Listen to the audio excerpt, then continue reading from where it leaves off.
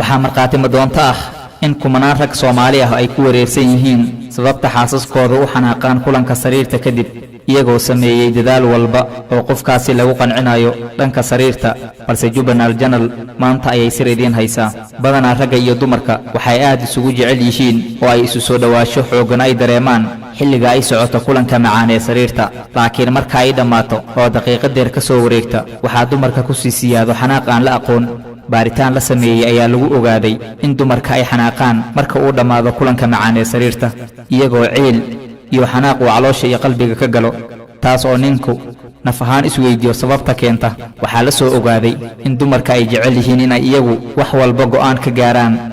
xilliga ay dhamaanayso hawsha baashaalka iyo shaqada galmada balse lama weydiyo in kulankaasi la soo afmeerayo iyo in kale ee marbo ninka si sahlan uu kala baxaa malabyowgiisa ee uu ku dul dhacaa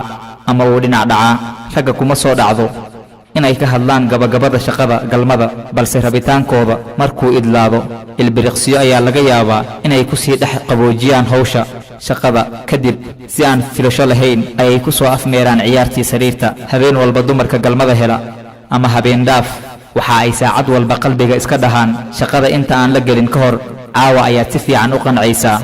taas ayaana keenta in xanaaqa uu iska joogto noqdo maadaama awoodda ragga ay ku idlaato marka malabyowgu aamuso oo uu ninku u arko in uusan waxba tarayn haddaba nin yow aan xariifka ahayn kala tasho xabiibtaada bilowga iyo dhammaadka ciyaarta oo ha noqon mid ay shahwadiisu xukunto nabadgelyo